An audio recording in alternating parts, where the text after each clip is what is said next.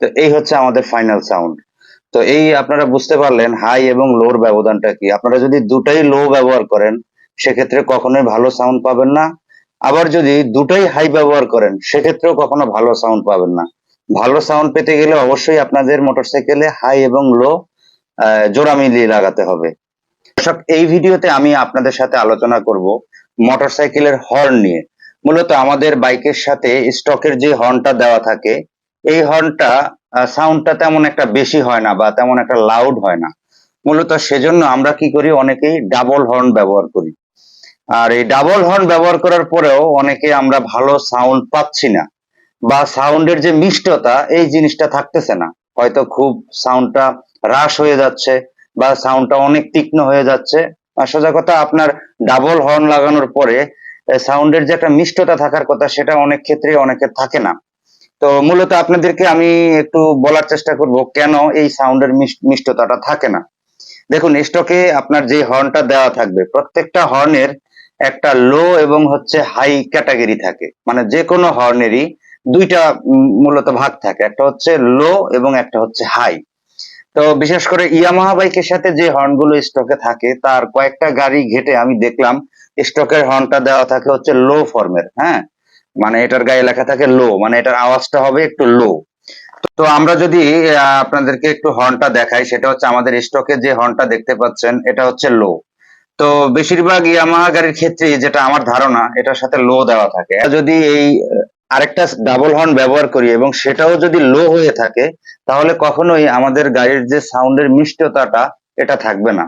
এজন্য আমাদেরকে যখন আমরা দুইটা হর্ন ব্যবহার করব আমাদেরকে সবসময় লো এবং হাই একসাথে ব্যবহার করতে হবে। সোজা কথা, এক জোড়া ব্যবহার করতে হবে, যেখানে একটা থাকবে লো একটা থাকবে হাই। তো যেহেতু আমাদের স্টকের এই হর্নটা হচ্ছে লো এবং এটার এখনকার সাউন্ডটা যদি আমি আপনাদেরকে একটু শোনাই তাহলে আপনারা বুঝতে পারবেন। এই হচ্ছে আমাদের বর্তমান লোর সাউন্ড। তো এজন্য আমরা কি করেছি, আমরা হচ্ছে ইয়ামাহার আরেকটি অরিজিনাল হর্ন কিনেছি কিন্তু যেটি হচ্ছে হাই। তো লো এবং হাই জিনিসটা মূলত আপনারা হর্নের গায়েই দেখতে পারবেন। দাদা একটু ভালো করে দেখাইয়া দেন, আমি একটু নিজে আগে দেখি কোন জায়গায় আছে। এই যে, তো আমরা হর্নের এই জায়গাটা যদি আপনাদেরকে একটু দেখাই, দেখেন হর্নের এই জায়গাটা, এখানে কিন্তু হাই লেখা রয়েছে, দেখেন। ঠিক আছে, তো তার মানে এটা হচ্ছে হাই ফ্রিকোয়েন্সি উৎপাদন করবে, যেটা আমার ধারণা এরকম হাই জাতীয়, মানে একটু লাউড বা হচ্ছে একটু তীক্ষ্ণ হবে এরকমই বিষয়টা।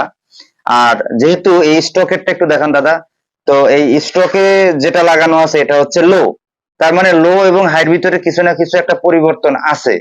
তো আপনারা যখন এই ডাবল হর্ন ব্যবহার করবেন তখন অবশ্যই লো এবং হাই দুটাই রাখবেন।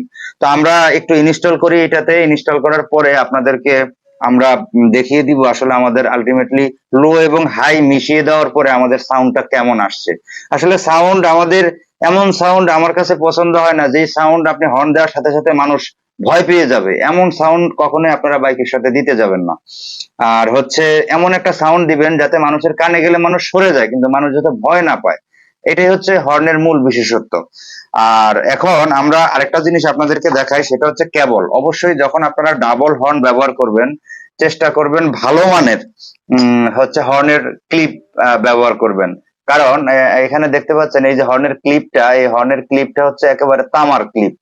তো ভালো মানের ক্লিপ যদি আপনি ব্যবহার না করেন এবং আপনি ডাবল হর্ন ব্যবহারের ক্ষেত্রে হর্নটা যখন বাজে তখন হর্নের গায়ে প্রচুর পরিমাণে ভাইব্রেশনের সৃষ্টি হয়।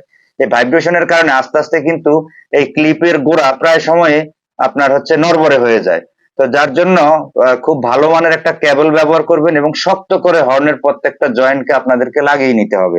তো আমরা এবার একটু কথা না বাড়িয়ে লাগানোর পরে আপনাদেরকে আলটিমেটলি আমি সাউন্ডটা দেখাচ্ছি হাই এবং লোর সাউন্ডটা ঠিক কিরকম হয়। তো দর্শক, আমরা এ পর্যায়ে আমাদের ডাবল হর্নের যে ক্লিপ রয়েছে এই ক্লিপের মাধ্যমে এটাকে লাগিয়ে নিয়েছি, খুবই সহজ প্রসেস, লাগিয়ে নিয়েছি। তো আমরা এবার একটু সাউন্ডটা যদি আপনাদেরকে শোনাই তাহলে আপনারা বুঝতে পারবেন। দেখেন, সাউন্ড শোনেন, বাবারে বাবা।